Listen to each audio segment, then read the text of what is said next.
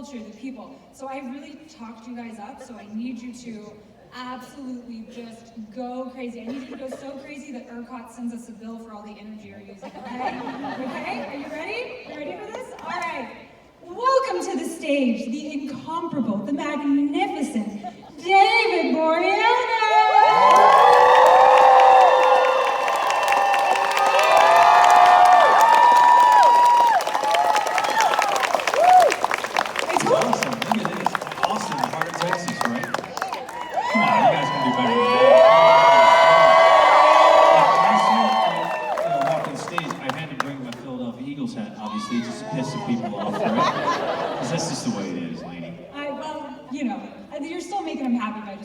I'm just very happy to be here, and I've enjoyed my time. Very, small amount of time I've spent here in Austin. You people are great. Thank you so much for coming down. Thank you so much for, the support and the love for the shows and for what you bring. I always say that it's an honor to be here at these events, to get a chance to speak to you guys as much as I can, and I'm just so grateful to have all of you here today.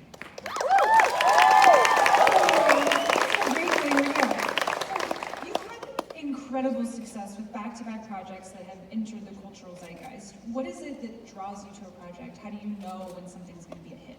Cultural zeitgeist. That's insane. Zeitgeist. I probably got that word in SAT and I failed. I like vocab. I didn't do well on my SATs. I think I got like a 980, and that's a horrible. You get 200 for your name. For me, there's always a process of understanding. From the get-go, when you read something, you can almost instinctually feel it in a lot of ways. And when I say that, I don't want to sound too ethereal about it, but you can almost see what you're reading. Now, with other projects earlier on, it was just like, I'm just seeing to get paid. So it was like, I want to do this because it's cool and it makes sense. But as you start to dig into, your work and what it means to you, you start to understand the process of reading something and understanding whether or not that is going to go anywhere or maybe not. And for me, it's always about the story and the structure, and pretty much about the characters that are involved and how it can, how I can further that character, and if it's ingrained in me to take that process on in my life. For where I am as far as an artist is concerned, because everything is really dependent upon, for me, the universe has the grand screen plan, I just am kind of part of that process.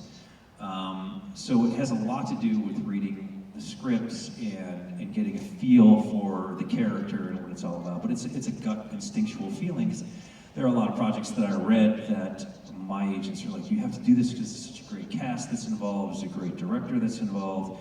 And I chose opposite, and I chose wisely, and the other one didn't even make it past the pilot. So for me, it's always been about really trusting my instincts. And, I have a thing with characters that have this duality, and that's kind of my wheelhouse of having a sense of being able to understand the personality of a character and be able to go to a dark side with that character as well as a light side with that character. So I've always been drawn to those types of roles.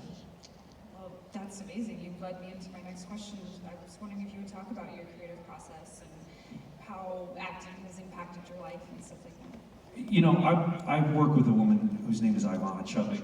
I met her a long time ago, and touched by her, just who she is as a person, first and foremost, and how she's pushed me to study for the whatever series I was in, and she enabled me to understand the gifts that I have inside of myself that was given to me by my ancestral people and beings in the universe. So I'm starting to talk to universals because I just so tapped into that whole verse, and I love that. So for me, it really is it's a hard-working process where you really, once you get a role or a job, that you really dig into the work material beforehand in preparation. Whether I'm acting or I'm directing or I'm producing, it's always about the before, like the pre-prep, what you do, how you prepare for that. And I love that type of work. I remember being in high school, it was like I'd come home and go to my room, do my homework, and nobody would see me, and that was it. always a prep freak. So as much as I can pour into that preparation, and how I do that is I work with my acting coach on every specific show. I would never miss. And if the other co-star was available to do that and was into it, that would be great. And luckily I had someone who would do that with Ivana with me. So that enabled me to really not just lay back on my morals and think, oh, I got a job, I can just sit back and not push myself. I think a lot of the argument is, oh, you're on a show and a series for so long, how do you keep it that fresh? Well, you have to constantly keep digging into your traumas, right? You have to just constantly keep digging into what is underneath all of that. I mean, we all have band-aids and demons that we fight, and for me, it's like, I want to dig into that. I want to learn more about that. I can apply it to the subtext of my characters. So I use that heavily.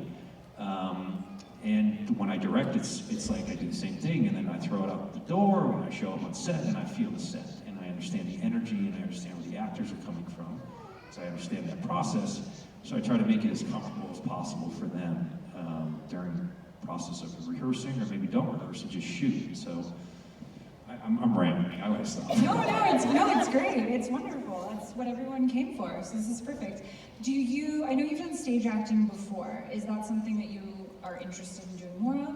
Yeah, it's something that I'm extremely very comfortable with, as crazy as that sounds, as terrifying as it is. I mean, to this day, if I don't feel like I'm nervous or don't have that kind of fear level, then something's not right, I think, with me attacking that specific role or whatever that may be. But I did a great off-Broadway play called At the Minetta Lane Theater, and it was a Spalding Gray piece, and I was able to do all these monologues for him, and that was a great experience for me, and I definitely would love to go back into theater and do some small stuff like that. I mean, I think that's the core of, for acting, is really getting there and being very vulnerable and naked and not being able to just say cut and, you know, let's go back to what I said and, you know, check my phone between takes and, you know, all those things that people do, maybe or maybe not. Or, yeah, so that fear level is something that I really kind of embrace. I love that embrace of the theater and how exciting that is. Is there any particular play or a character you have? Any kind of Sam Shepard stuff, Oh, Fool yeah. for Love would be great. Totally. You know, True true American characters, that stuff. Yeah. Growing up, did you watch a lot of media? Did that influence your wanting to be an actor? Really much influenced, oh God, I mean, some certain movies. I mean, my father took me to go see Tora, which was a film that was like, hey, he took me to see this movie, and it was like, you're gonna love it. It's when Dolby came out, and I'm sitting in the theater, and you know, the Japanese are starting up their planes before they take off, and you could feel his seat shaking. I was like, what the hell is this experience? Like, whoa, this is intense filmmaking, right? Like, I really enjoyed that. Like, for me, it was like movies. It was like seeing Yul Brynner, and my father had the opportunity to interview Yul Brynner in Philadelphia, and he did The King and I. And my dad took me in Philadelphia. I sat like fourth row, and I'm watching Yul Brynner perform The King and I, and he's like the king. And after the performance, he comes out as the king. And I'm like, that guy, that energy was extremely powerful to watch and see that. It inspired me to, this is something I gravitate towards, right? This is something that is alive, that makes me feel alive and energized. I want to go down that path. You know, anything that Martin Scorsese does, any movies that he does, as far as the director is concerned, the best. Francis Ford Coppola, I just think those guys are the top of what they do. Just because they drive characters, they drive an understanding of family to their films and their storytelling. And I think one of the biggest things is, as an artist, is you really have to look at like the small little details and things in life, whether you're, you know, from an actor's perspective and a character's perspective, you want to look at the details, the smaller things, look for the magic that's in there, those little crevices, right? That's where the love is. That's where the magic really happens. And it's the same with being a director. You want to kind of break patterns and do things that are, you know, that you believe in strongly, that you have conviction in, and you try it, and if it succeed or fail, you learn, but just make sure you know what you're doing. never put your face down, right? You spoke about how acting is, you've delved into your traumas and things like that. Do you prefer playing a hero or a villain to that come into play? Oh, wow. A hero or a villain? I guess there's always a villain and a hero, and there's a hero and a villain, right? Deep. I mean, there really is it's kind of like a Joseph Campbell kind of thing. It's a hero with 1,000 faces, right? It's something that you have to kind of work both hand in hand with both of those types of, being a villain is great. You have all this opportunity to kind of spread your wings open and do crazy improvisational stuff and really stretch the boundaries. As long as it's rooted, it makes sense. Being the hero, you get the charming, whatever kind of debonair, the suit goes on and all that fun stuff. But, I like to think of them both, they exist as one. Makes sense. Okay, so we're gonna go back to before you were an actor. What other jobs have you had? Oh wow, what other jobs I tried at that I got fired from? That's what we want to hear about. Right, no, I sold gourmet food door to door. I was selling steaks. We're in Texas, so I gotta talk about meat, right? Okay, it's barbecue time, right? But I don't like the smoked meats, I'm sorry. It's like licking an ashtray, guys, sorry. I'm not buying it. But that's me, I'm more of a barbecue that's got a sweetness to it, a spice, that's it. But I don't need that, whatever. Anyhow, I sold gourmet steaks door to door, and there's this whole sales pitch you kind of have to do before you get the job. And I never really got the sales pitch down because I was just, I was 21, I think, at the time, and, I was smoking bud a lot, so it's I'm serious. So I would try to do this sales pitch thing, and I just failed miserably on my face. He's like, all right, just go take the truck and go and see if you can sell some steaks. And this is in Beverly Hills, so I'm literally driving up to houses in Beverly Hills, knocking on their doors, thinking these guys got cash, they're gonna buy steaks. And at that time, so you got past the gates, you gotta get past the dog, it's gonna probably chop your leg off, and then get to the door, knock on the door, and convince them I have steaks, gourmet steaks, out in the truck that you're gonna love. And I gotta sell it like it's great marble, the steaks are beautiful, it's like you never had a piece of meat like this, whatever that sales pitch was. I don't even remember what I was saying, because I was so high the whole time. Did I mention that? Sorry.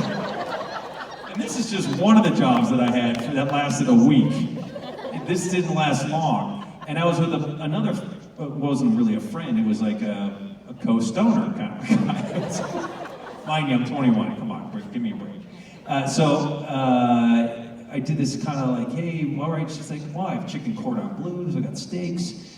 So she's like, oh, I'd like to take a look at the box. I'm like, wow, we got a winner. Go out to the truck freezer, and we locked the keys in the freezer truck. And I was fired immediately. I couldn't even show the products. I couldn't even talk about it. But I did everything, worked at a health place. I think that lasted 2 weeks. I got upset because I had to go to the locker room, and the guy was like, I can't get the door open, so I kicked the door open. And he's like, what is wrong with you? Having a rough morning. I think I was just getting frustrated and passing out towels to all these people that that were really rude. Okay, you go to an expensive club, you can be nice. You don't have to be an asshole. So then I went back, and this guy was he reported me. I got fired in 2 weeks.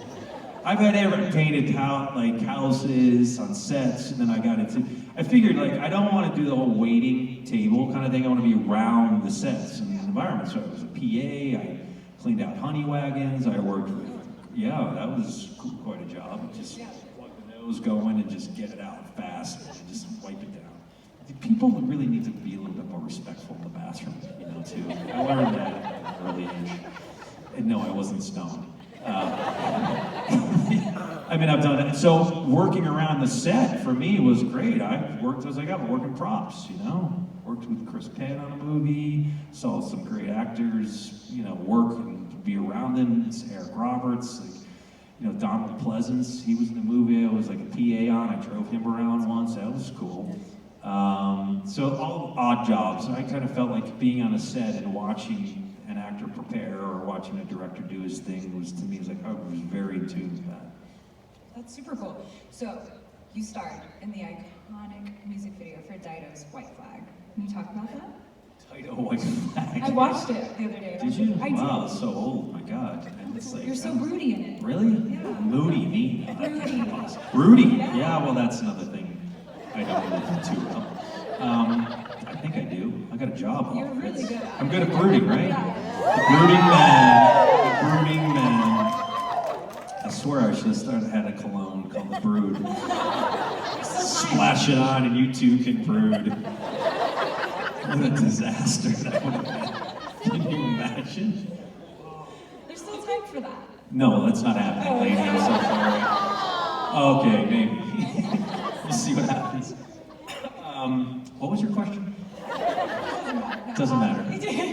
What was it like doing a music video? I guess. Oh, it's different. I mean, they take forever. I mean, they shoot, I think we shot that three or 4 days. It was all night, and man, one shot would take just long takes over and over again because you have the director and you have the producer and the star.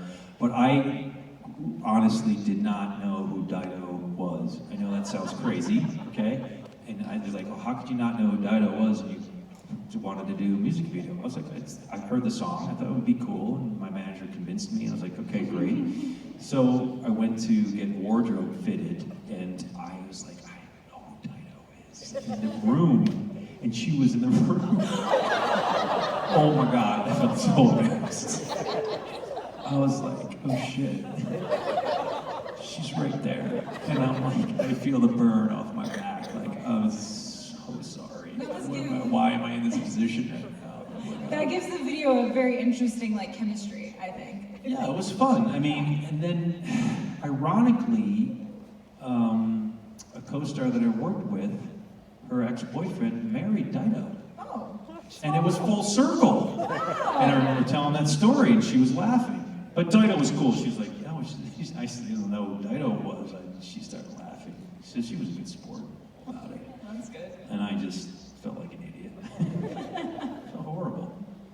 Well, you can apologize to her now, so it's fine. Oh, I have already. Oh, good. Okay, great. Remember my co-star's Right. boyfriend, member? Yeah. Where are you, lady? I'm sorry. Okay, am I talking to you, or are you? Yeah, no, I'm... Everybody needs a margarita. If there was a bar here, I would purchase everybody margaritas. And if you don't drink, I'm going to purchase you the mocktails. Perfect. I'm game, right? We good? I love that. So you're a classic car aficionado. Yes, I do. I love classic cars. I learned early on that two wheels are not good for me. Spring break in Mexico, college, it was my junior year, and we rented mopeds. That was a bad move. And I crashed. Bad.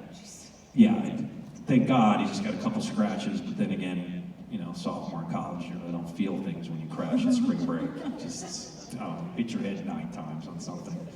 Backflips for the win, whatever that is. Yeah, I love classic cars. I love antiques. My mother's brother is an antique dealer in Binghamton, New York, still alive, and I just was always around that kind of antiques, and then I swayed over to classic cars. I love Mustangs, I love hot rods, I love American-made gas. Sorry, don't drive electric, don't want to. I think it's great.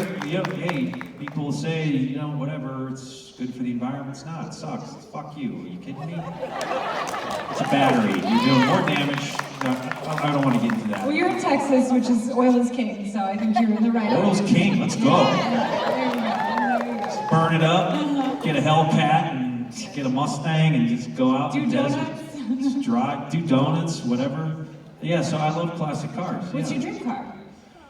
Well, I have a 68 GTO 500, which I love that vehicle. It's a great car, something that I always wanted to get, and I was fortunate to finally get that vehicle, and it's my baby. So, I got a 66 rag top and a 72 Willie. So there's some other vehicles that I love, but for me, it's like, I have 2 children, so my car dreams are out the door now.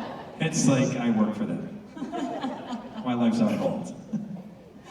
So my favorite question to ask everyone is, what's the best piece of advice you've ever been given? It doesn't have to be acting, it can just be in life.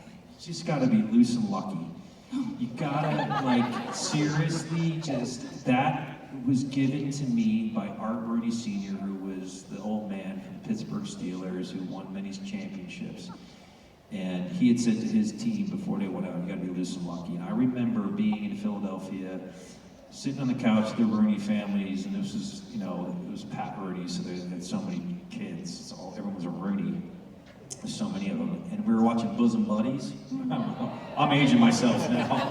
And Art Rooney Sr. was sitting in the couch smoking a cigar. And you're like, kid, you're just gonna be loose and lucky. And I'm like, okay. Works for me, but it makes sense, right? You know, you go and you do your thing, whatever that is, and you have you work hard to get there, and then when the opportunity's ready to roll, you're prepared, right? Preparation's key, and you got to go into rooms and just have fun, and you have to be loose with it. You got to be lucky because it is what it is. That makes sense, right? Yeah. Do you think about that often? Does that come up often? No. Okay. Of course it does. I don't know. No, it does. I mean, I think that, yeah, you know, my father is a big inspiration to me. He's always given me words of wisdom, of just believing that you can do what you put your mind to and your heart. We all have that ability. We get stuck. Yeah. We all get stuck in patterns. We get stuck in the process. It's easy to, you know, if you're scared or afraid of something, but you just gotta go do it, try it. You know, you may surprise yourself. I think, you know, people get that. That's amazing. Well, thank you for coming today. This was wonderful. Did y'all have fun?